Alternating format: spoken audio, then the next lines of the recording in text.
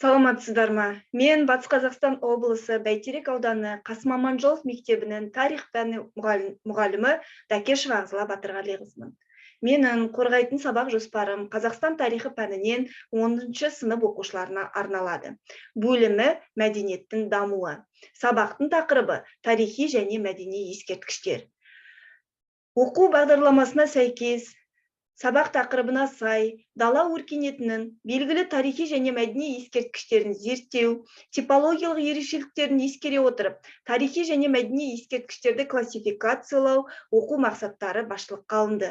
Осы оқу мақсаттарынан бір сабақ көлемінде қолжетімді смарт форматында дала өркениетінің белгілі тарихи және мәдени ескерткіштерін зерттейді, тарихи және мәдени ескерткіштерді типологиялық ерекшеліктеріне сәйкес классификациялайды, сабақ мақсаттары шығарылды.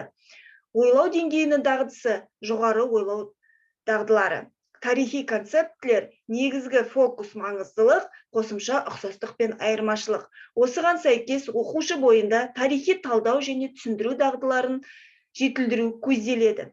Шекаралық интеллектуалдық жетіспеушілік, зияткерлік бұзылыс диагнозымен ерекше білім беруді қажет ететін бірінші топ оқушысына сабақта жайлы жағдай ұйымдастырылады. Осы белгіленген оқу мақсаттарына жетуде белсенді оқыту әдістері таңдап алынды. Сабақтың басында бұл күн тарих бетінде айдарымен, атаулы күнмен суреттерді байланыстыру арқылы оқушылар сабақтың тақырыбын болжайды. Осы кезде ерекше білім беруді қажет ететін оқушы үшін 18 сәуірдің халықаралық тарихи ескерткіштер мен орындар күні екенін оқыту арқылы оқу процесіне қызығушылығын ояту көзделеді. Сабақтың ортасында барлық білім алушыларды оқу процесіне тарту үшін топтық жұмыс ұйымдастырылады.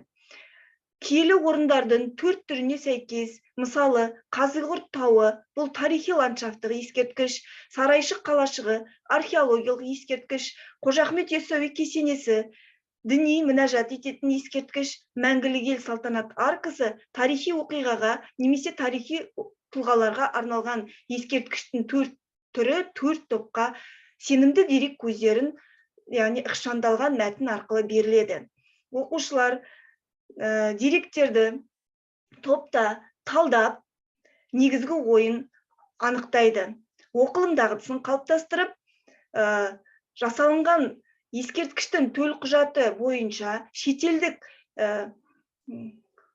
туристке экскурсия жолнұсқа дайындау арқылы топтық қорғалымға қатысады. Топтық қорғалым Қазақстанның 3D виртуалдық картасы арқылы сүйемелденеді.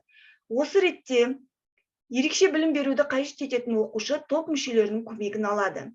Сабақтың соңғы бөлігінде конверттен тарихи және мәдени ескерткіштерді білу және сақтап қалу қаншалықты маңызды деген жоғары дәрежелі сұрағын беру арқылы оқушылардың ой пікірін қорытынды жасауға, пайымдауға бағыттап, ең ұшқыр ой мадақтауымен, яғни марапатталады.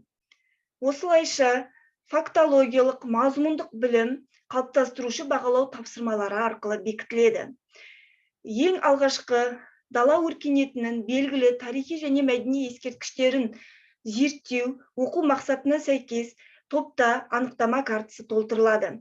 Оқушылар нысанның салыну тарихын, архитектурлық ерекшелігін анықтап тарихи маңызына баға береді.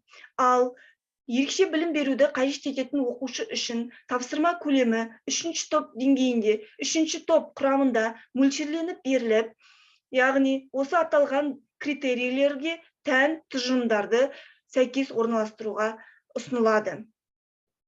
Ал оқу мақсатынан тарихи және мәдени ескерткіштерді типологиялық ерекшеліктеріне сәйкес классификациялайды, оқу мақсатына сәйкес жұпта артығын тапсырмасы орындалады.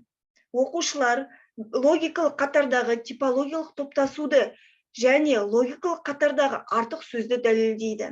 Осы ретте бірінші қатарға назар салсақ, Әулие Ақмешіт, Бектау ата, Хан Тәңірі шыны бұл 3 ескерткіш табиғи ландшафттық ескерткіштердің бірінші тобына жататын болса, Есік қалашығы бұл археологиялық ескерткіш түріне, яғни екінші топқа жатқызылатынын дәлелдеп, пайымдап, өзіндік пікірін айтады. Осы ретте оқушы айқындалған ұқсастық пен айырмашылықты салыстырып қана қоймайды, өзіндік дәлелді дәйекті пікірін ортаға салады.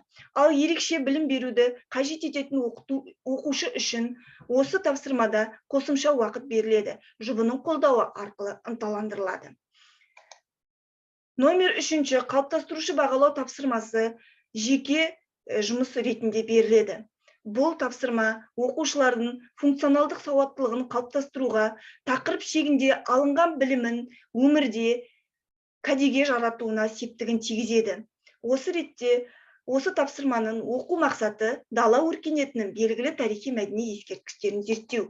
Осы оқу мақсатынан дала өркениетінің мәдени мұрасын сақтап қалудың маңыздылығын тұжырымдайды деген бағалау критерийі шығарылды.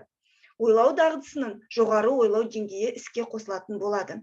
Оқушылар төмендегі 2017 жылы 12 сәуірде мемлекет басшысы болған Нұрсұлтан Әбішұлы Назарбаевтың болашаққа бағдар рухани жаңғыру атты мақаласын басшылыққа алып, қолданып, меңгерілген білімді пайдаланып, тарихи мәдени ескерткіштердің маңыздылығын ХИП формуласы бойынша сараптайды.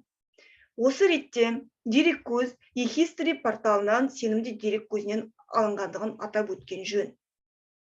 Енді оқушылар дескрипторларды тоқталатын болсақ, құжаттағы тарихи жағдайды негіздейді. Яғни, қазіргі таңда рухани жаңғыру мәселесінің маңыздылығын атап өтеді. Келесі, құжатты оқитын мақсатты аудиторияны негіздейді. Яғни, мақсатты аудитория бұл құжатты оқып отырған қазақстандықтар, келер ұрпақ.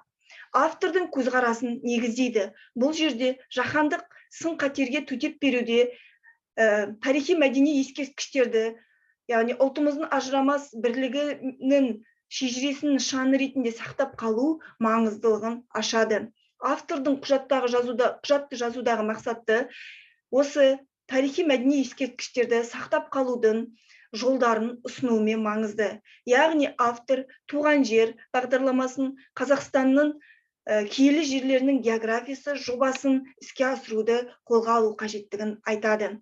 Ал осы кезде ерекше білім беруді қажет ететін оқушы үшін тапсырма мөлшерленіп беріліп, яғни толтырылған критерийлер мәтінде қою қара түспен ерекшеленіп беріледі, суретпен жұмыс жасайды. Мақаланың авторы кім, атауы қандай, шыққан уақыты, логотипінің бейнеленуін айтады. Сабақ соңында алынған білімді оқушылар сабаққа қатысты пікірлерін WhatsApp қосымшасы арқылы WhatsApp әлеуметтік желісіне сілтемесі жіберілген поле қосымшасында атадан қалған асыл сөз рефлексиясы арқылы жеткізеді. Өткен күн тарих, бүгінгі сабақта бұрыннан білетінімді пайдалана алдым. Бүгінгі күн сый, бүгінгі сабақта жаңа деректермен таныстым. Келер күн құпия, келесі сабақта осы тақырыпты толығырақ білгім келеді деген қанатты сөздің бірін таңдау арқылы өзіндік пікірін жеткізеді. Поле қосымшасында шығарылған автоматты статистикаға сәйкес оқушы үніне қатысты ұстаз конструктивті кері байланысын береді. Үйге тапсырма ретінде өлкетанулық, танымдық білімін кеңейту үшін Переметный ауылының тарихи мәдени ескерткіштеріне 1 минуттық бейне экскурсия дайындау ұсынылады. Осылайша менің бүгінгі дайындаған, қорғаған сабақ жоспарым Қазақстан тарихы пәнінен 10 сынып оқушыларына тарихи және мәдени ескерткіштер тақырыбының оқу мақсаттарына жетуге өз септігін тигізеді деп есептеймін. Тыңдағандарыңызға рахмет.